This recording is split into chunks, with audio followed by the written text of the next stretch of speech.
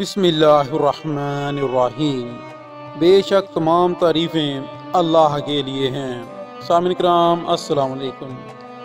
سامعین کرام، شیر شاہ سوری ہندوستان کا پہلا حکمران تھا جس نے عام عوام کے لیے، عام لوگوں کی فلاح و بہبود کے لیے اور ان کی ضروریات کو مد نظر رکھتے ہوئے اپنا انتظامی ڈھانچہ بنایا تھا۔ اس نے ایک شاندار رفاعی ریاست تعمیر کرنے کی کوشش کی۔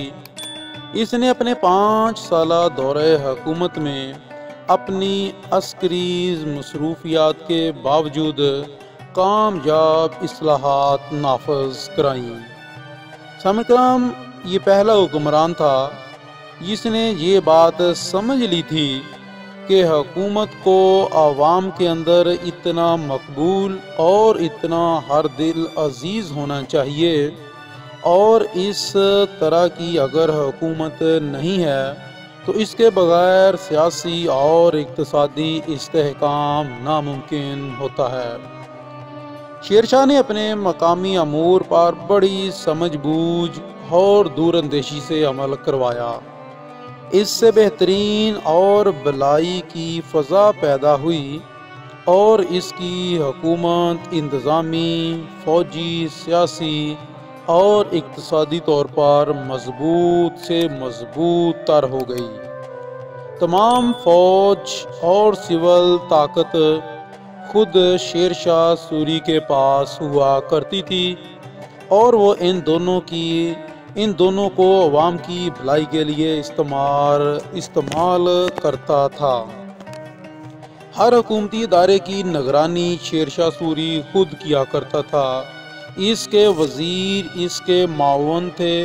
اکثر وہ اپنے وزیروں سے مشورہ تو ضرور کرتا تھا، تاہم باقی وہ سارا کام اپنا فیصلہ خود کیا کرتا تھا۔ سامعین کرام، شیر شاہ سوری نے اپنی انتظامی صلاحیات کو کچھ اس طرح سے ڈیزائن کیا تھا، کچھ اس طرح سے اس نے بنایا تھا۔ سلطنت کو انتظامی لحاظ سے صوبوں، سرکار، برگنا، تحصیل اور گاؤں وغیرہ میں تقسیم کیا گیا تھا۔ اس کے بعد سب سے پہلا جو عہدہ تھا، جو بڑا کہ عہدہ تھا، وہ صوبے کا سربراہ، صوبیدار یا گورنر کہلاتا تھا۔ اس کے بعد دوسرے نمبر پر شیکدار اور شیکدران تھے۔ یہ سرکار کے انتظام کے بنیادی طور پر 2 ایسے اہلکار ہوتے تھے، جن میں ایک شیکدار، شیکداران اور دوسرا منصف اور منصفان تھے۔ شیکدار، شیکداران کے پاس انتظامی نوعیت کے کام ہوتے تھے، کہ ان کے پاس شیکدار کے ذمہ یہ کام تھا کہ وہ امن و امان کو قائم رکھنے کے فرائض تھے۔ اس کے علاوہ امین مالی امور کا ذمہ دار تھا، کہ جو بھی مالی امور تھے وہ سارے جو تھے وہ امین کے ذمہ دار تھے، اور مالیہ وغیرہ کے تعین اور وصولی کا بندوبست بھی یہی شیکدار کیا کرتا تھا۔ شیکدار کے فرائض میں سب سے اہم فرض بادشاہ کے احکامات پر عمل درآمد کروانا تھا۔ اس کے علاوہ چھوٹی انتظامی اکائیاں برگنا اور گاؤں وغیرہ میں ماتحت شیکداراں کے کام کی نگرانی بھی شیکدار کے ذمہ تھی۔ اس کے علاوہ منصف و منصفان کے ذمہ مقدمات کے فیصلے کرنا تھا۔ ان دونوں اہلکاروں کے پاس ان کی مدد کے لیے کچھ سرکاری اہلکار بھی ہوا کرتے تھے۔ ہر برگنے میں ایک شیکدار، ایک خزانچی اور ایک منصف اور محرر ہوا کرتے تھے۔ ان محرروں کا کام ہوتا تھا کہ جو بھی کام انہوں نے لکھنا ہوتا تھا وہ محرروں کا کام ہوتا تھا۔ ان میں سے ایک مقرر ہندی اور ایک محرر فارسی میں لکھا کرتا تھا۔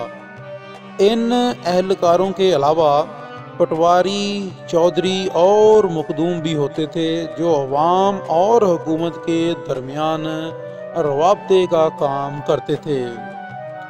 سامعین کرام، اہلکار شیر شاہ سوری اپنے اہلکاروں کا تبادلہ ہر 3 یا 4 سال بعد کرا دیتا تھا تاکہ وہ کسی بھی علاقے میں زیادہ عرصہ رہ کر غیر ضروری طور پر مؤثر نہ ہو سکیں اور اپنے عہدے سے ناجائز فائدہ نہ اٹھائیں۔